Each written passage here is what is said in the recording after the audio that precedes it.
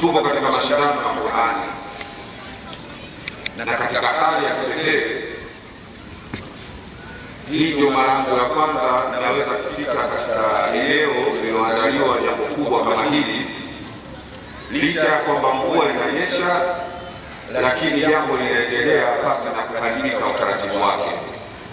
Pongezi za kipekee tunazitoa katika walioandaa jambo hili na madrasa As-Siddiq kwa ujumla wake. Kauli mbiu ya kongamano hili ni kushikamana na mwongozo wa Qur'ani tukufu ndiyo suluhisho la changamoto zote za maisha. Hii ndiyo kauli mbiu yetu ambayo viongozi wetu baada ya kutafakari kwa kina wameamua kutuamsha, kutukumbusha nafasi ya Qur'ani duniani. Kushikamana na Qur'ani tukufu ndiyo suluhisho pekee ambalo litaifanya dunia ikae kwa amani. Hapa kuna vitu vingi sana vya kufundisha.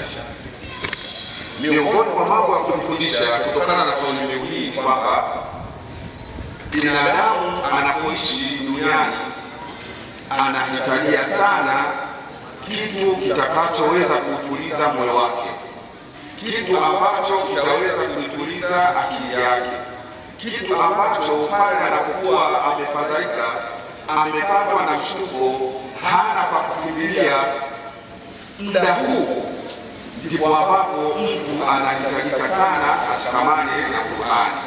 Qur'ani ukishikamana nayo katika wakati unapokuwa na mfadhaiko, wewe unakuwa umeokoka. Ala bi dhikrillahi tatma'innul qulub. Kwa kumtaja Mwenyezi Mungu nyoyo zinatulia. Basi kwa kusoma Qur'ani, haya ni maneno ya Mwenyezi Mungu, bila shaka kusoma maneno ya Mwenyezi Mungu moyo wako pia utatulia.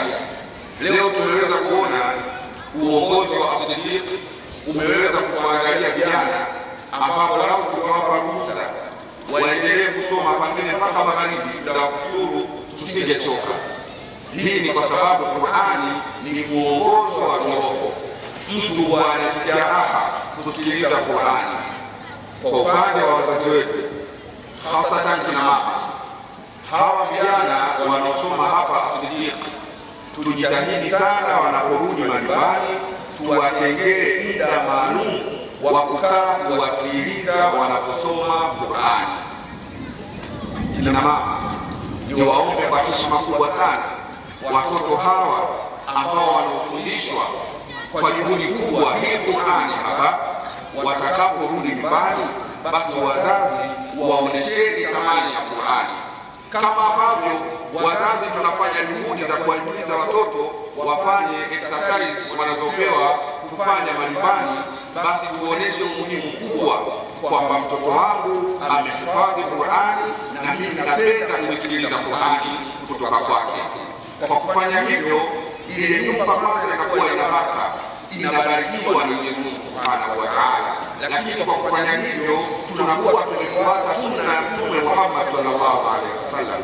Mtume mara moja alimwambia mmoja wa masahaba zake, nadhani ni Abdullah bin Mas'ud, nisomee Qur'ani, nisomee Qur'ani.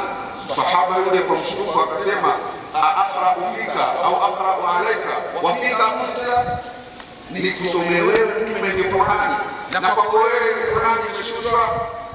Akaambia ndio, uhibbu an asma'ahu min ghairi, mimi napenda kusikia hii Qur'ani ikisomwa na mtu mwingine. Sasa Mtume sallallahu alaihi wasallam ambaye yeye ameshushiwa Qur'ani na Jibril moja kwa moja, anapenda kusikiliza Qur'ani ikisomwa na mtu mwingine.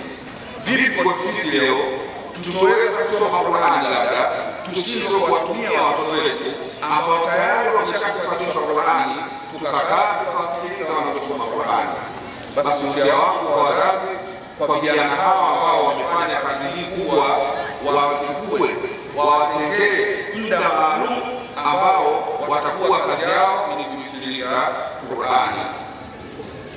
Muda sio maongezi sana. Leo ni siku imeandaliwa maalum kwa ajili ya kusikiliza Qur'ani na ratiba inaendelea ukingoni.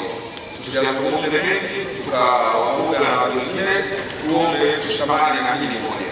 Vijana, juhudi kubwa ilifanyika ya kuwafundisha Qur'ani. Wazazi, kwa kuthamini Qur'ani, tutenge muda majumbani kwetu kuwasikiliza watoto wetu wanaposoma Qur'ani. Wabillahi tawfiq, wassalamu alaykum wa rahmatullahi wa barakatuh.